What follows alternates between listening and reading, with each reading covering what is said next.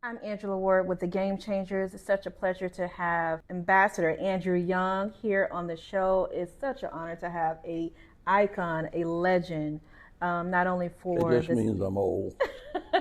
not only for the state of Georgia, but for the entire U.S. Words can express to how I feel about having you on, and second Well, time it's my interviewing you. privilege as well. Absolutely.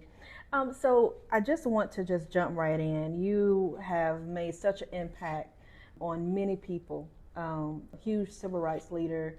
Um, Well, aid I to. came here. This is where you started. This I is your home, started here right? actually 70 years ago. 70 years I was in 22. Thomasville. That means I'm 92 now. And I had a little church down Bethany Congregational Christian Church, Okay. and then Evergreen Congregational Christian Church in Beachton. And I was here for almost 4 years. And this is where I got my start, and this is where I met some of the most wonderful people. And to many people's surprise, it was not just black people. Everybody in this town treated me well. Awesome. And I wasn't necessarily prepared for that. But I'm from New Orleans, and I grew up there, and black folk and white folk got together. I mean, we got along fairly well, and I grew up in a neighborhood where I had an Irish grocery store on one corner, an Italian bar on another. The Nazi Party was on the third corner, and a Chevrolet dealership Wow. around the fourth corner.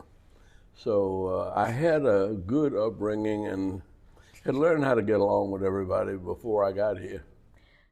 You have been with Reverend Martin Luther King.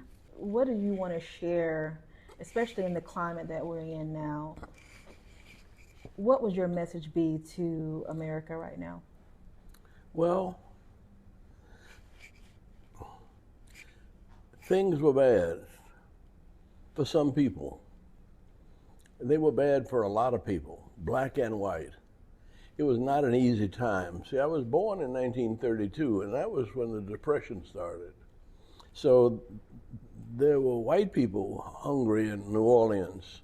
I remember I was about 2 or 3, and a man came there that we used to call them hobos. And he happened to be white, and he said, somebody told me that there was a good-natured colored woman here who would give anybody something to eat if they were hungry. And I said, that must have been my grandmama.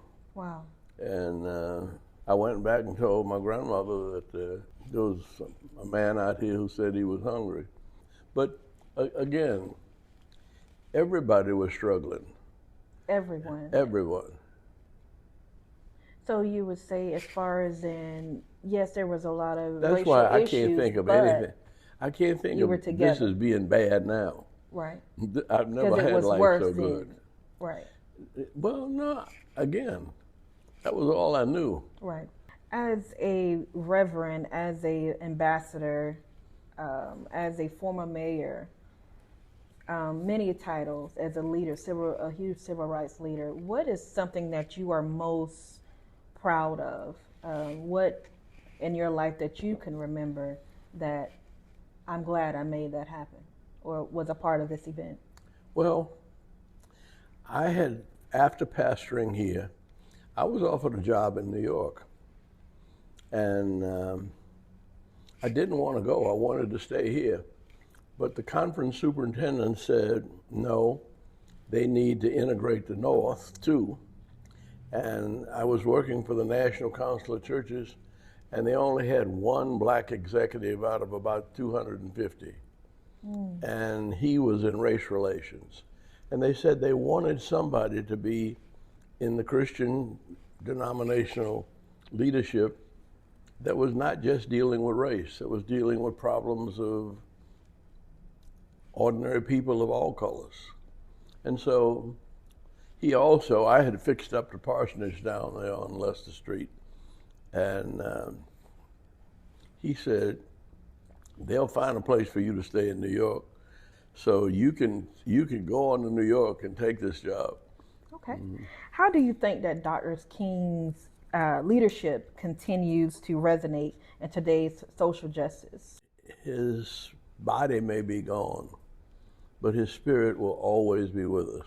That's right. And somebody just gave me a handbill from down here at the church last night.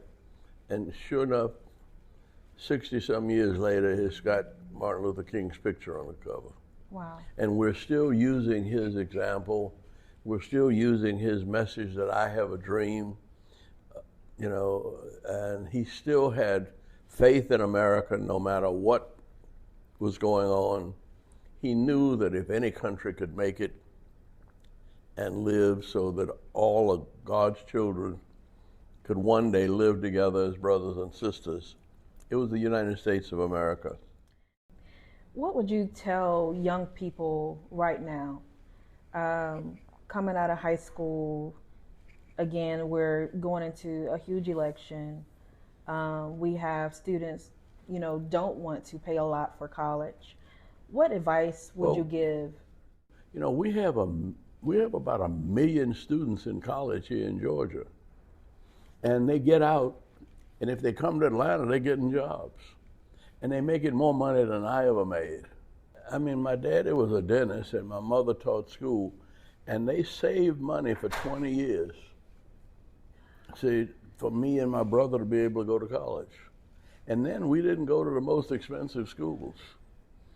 See, and I ended up at Howard University, which was not that expensive because some federal money went to Howard.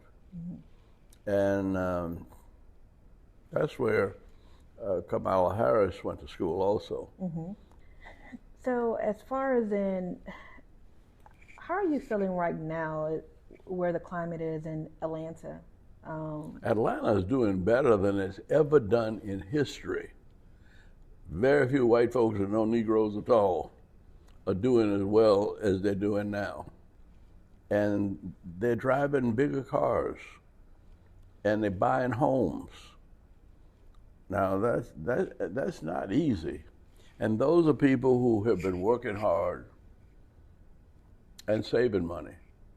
And so the biggest thing you would tell young people is to save money. It's not what you spend, it's what you save.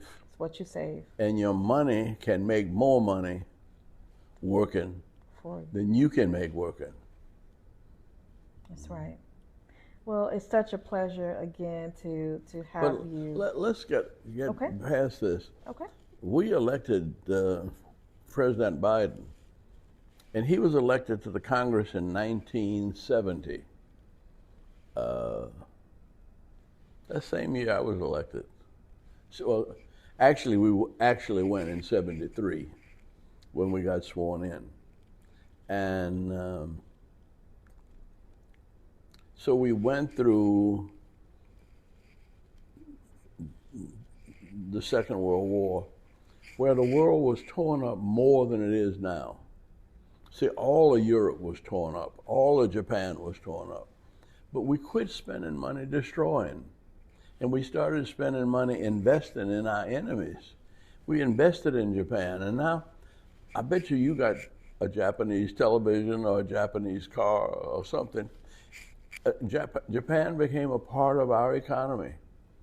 And they became our friends because we loaned them money to rebuild. And then they built stuff and sold it to us cheaper. And that made life better for them, but it made life better for us. Now, I wish President Biden, even in the 2 or 3 months he has left, I wish he would build an economy that instead of giving people money to destroy Israel, Palestine, or Gaza, and instead of sending money to have to defend Ukraine, I wish we could find a way to spend money to rebuild it. See, now that's what we did after the Second World War. we rebuilt Germany. And I was in Germany in 1953 with a group of students. And we spent the summer in, well, I was in Austria really, building refugee camps and centers for people who were homeless behind the Iron Curtain and were trying to come out to have a peaceful, free life. And all of those countries are doing well now. Yeah.